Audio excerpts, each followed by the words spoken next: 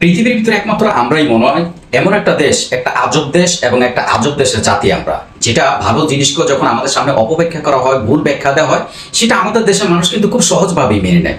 যেমন ইদানিং আবার বর্তমানে আমাদের দেশের রাজনীতিতে একটা আপনার ভুল ব্যাখ্যা প্রচলন করা আবার শুরু হয়েছে, যেই ট্রাম্প কার্ডগুলি আগে সরকার যারা ছিলেন ক্ষমতায় তখন তারাও ব্যবহার করেছিলেন, যে এখন বর্তমানে কি বলতেছেন যে বাংলাদেশের ভবিষ্যতে সামনে যেন আপনার মৌলবাদের অভয়ারণ্য না হয়।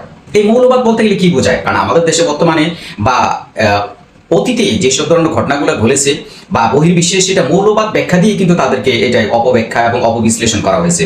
দেখেন, মৌলবাদের মূল ভিত্তি হচ্ছে যেটা মূল শিকড় থেকে আঁকড়ে দেওয়ার, যেটা আমরা বিশেষ করে মূল এবং বাদ যে কোনো একটা বিষয়ের উপরে যেই বাদ দেওয়া হয়, সেটা আপনার বিশেষ করে মৌলবাদ যেহেতু বলা হয় যে বাদ যে কোনো একটা বিশ্বাসের ক্ষেত্রেই দেওয়া হয়। তা আমাদের দেশের মৌলবাদ বিশেষ করে আলেমুল আমাদের কিন্তু আপনার অপবাদটা দেওয়া হয়। তো এই জন্য ইদানিং আবার বাংলাদেশের এইটার প্রচলন শুরু হয়ে গেছে গিয়া, যে বাংলাদেশের জন্য মৌলবাদের অবহেলনা না হয়। ভাই, বাংলাদেশ তো মৌলবাদ তো ঘরে ঘরে, শুধু বাংলাদেশ না, সারা পৃথিবীর প্রত্যেকটা ধর্ম বর্ণ, সে যেই জাতির হোক, যে ধর্ম, সে কিন্তু মৌলবাদ। এটার ব্যাখ্যা বিশ্লেষণ কিন্তু অনেক বিষয়, কিন্তু আমাদেরকে প্রতিবারই কিন্তু এই মৌলবাদ বলে কিন্তু অপব্যাখ্যা দিয়ে আমাদেরকে ধোঁকা দেওয়া হচ্ছে। দেখো, মৌলবাদ বিশেষ করে আমাদের বাংলাদেশের আলেমদের ওলামাদেরকে কিন্তু সবসময় কটাক্ষ করে এই কথাটা বলে, কারণ বাংলাদেশের আলেমুলারা কোরআন হাদিস এবং আল্লাহকে তারা আঁকড়ে ধরার কারণে, তারা এটা বিশ্বাস করার কারণে, আল্লাহ দিন এবং ধর্ম তারা পালন করার কারণে তাদেরকে অপবাদটা দেওয়া হয়। কিন্তু এটার মূল অর্থ কিন্তু অ্যাকচুয়ালি ভালো।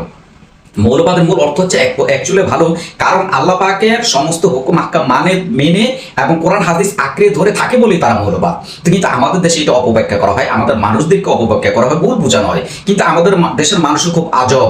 এই পৃথিবীতে বললাম না যে আজব দেশের মানুষ আমরা, এইটা সঠিকটা আমরা কিন্তু কখনো বুঝতে চাই না, বুঝতে চেষ্টাও করি না। কিন্তু এই মৌলবাদের অর্থটা কিন্তু ভালো, কিন্তু এটার ব্যাখ্যাটা হচ্ছে বিকৃতভাবে, এটা ব্যাখ্যাটা মানুষকে ভুল বোঝানো হয়।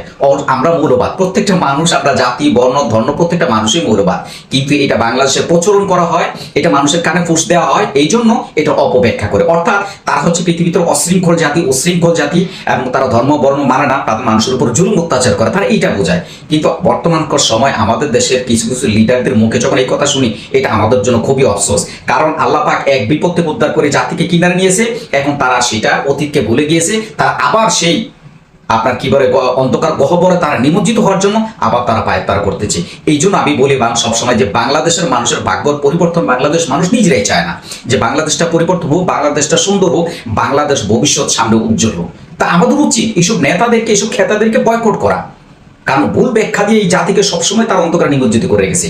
আমরা আর অন্ধকারে থাকতে চাই না, আমরা আলোর দিকে আসতে চাই।